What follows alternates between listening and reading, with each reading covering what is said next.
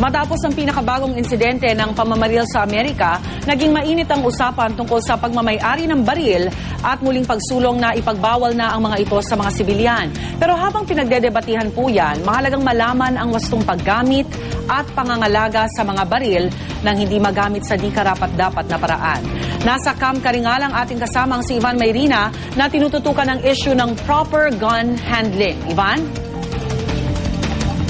Yes, magandang umaga, Rhea, mga kapuso. Isang mahalagang bahagi po ng trabaho ng ating mga alagad ng batas ang pagkakaroon siyempre ng mga armas, ng mga baril. Pero paano natin nasisiguro na hindi napupunta sa maling mga kamay o hindi napupunta sa mga hindi kwalipikadong tao ang mga baril na posibleng nga magdulot ng peligro sa ating mga tahanan at gayon din sa publiko sa pangkalahatan. Pag-usapan po natin ang gun safety at gun ownership. Kasama po si Alfred Zaballa, siya po ang range officer dito sa Campo Karingal sa Quezon City. Magandang umaga po sa inyo. Magandang umaga po. Unang-una, sino-sino lamang po ba ang pwedeng magkaroon ng baril? Ito po ba ay isang karapatan o ito po ba ay isang pribilehiyo na ibinibigay sa ating mga mamamayan? Ito po ay nakasaad po na isang pribilehiyo lamang po na binibigay po ng ating gobyerno po. Paano po natin nasasala? Paano natin nasisiguro na kung sino man ang gustong bumili, magkaroon ng baril ay kwalipikado at hindi gagamitin sa hindi tamang paraan ng mga baril na yan? May mga hinihingi po ang Firearms Explosive Division na mga local clearances. Sa ngayon may dinagdag po sila yung proof of billing na masigurado kung anong address talaga nila. Yun naman hong, alam naman ho natin itong mga baril na ito, napakadelikado kapag napunta sa isang hindi kwalipikado o hindi fit, ika nga, lalo na dun sa neuropsychiatric condition nila. No? Paano ho natin ito sinisiguro?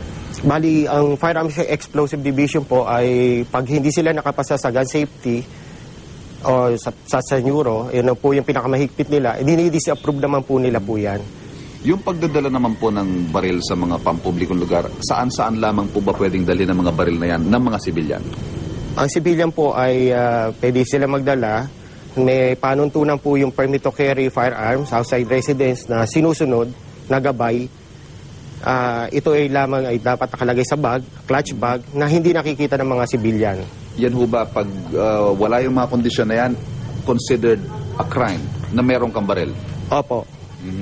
Pakita nga po natin na ngayon, Ginong Zaballa, ang if you cannot be prevented from owning a gun, ika nga, kung talaga if you insist na gusto niya nang magkaroon ng baril, paano ho ba ang tamang pag-handle ng baril? Halimbawa, unang-una, saan ho ba itinatago ang baril kapag nasa bahay? Kasi nakita natin may mga nakarang insidente ho, napunta sa kamay ng bata ang baril at nakapatay yung bata.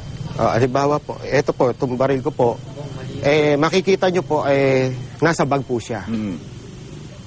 So, safe na po siya. Kung nasa bahay po tayo, ang senaryo nasa bahay, dapat i-check nyo po siya kung may load po siya. Kung itatabi nyo na po siya, i-check nyo siya. So, number 1 po, trigger finger out. Ito, pakita ho natin, ano? Palabas po. Hindi dapat ilalagay sa gatilyo ang ating daliri at anytime. At anytime po. Unless magpa-firing ka na. Opo. Lalo sa bahay, i-check, itatabi na. So, simulate lang po, assuming may bala po. May naman bala. So, release po naman ng magazine, i-release. Check nyo po yung chamber, kung may laman. Hanggat maaari, 3. At yung pinagkukuberan nyo po sa inyong tahanan ay dapat po hard cover, hindi soft cover. Meaning dingding? Dingding. Solid na semento? Solid na semento, ganun po. Kasi mamaya kung kwarto po yun, siyempre, mag-shoot through po siya. Okay. Then, tsaka nyo po, ibaba yung hammer. Ibalik nyo po sa bag.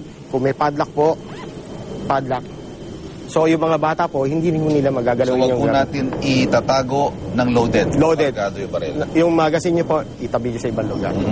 Okay. Saan naman ho dapat itatago yung bag na yan? Kasi of course, ayaw natin magkaroon ng access sa mga bata. Opo. Hanggat maaari po, yung mga bata, yung magulang, yung hindi nalalaman po ng ating mga anak kung saan nakatabi.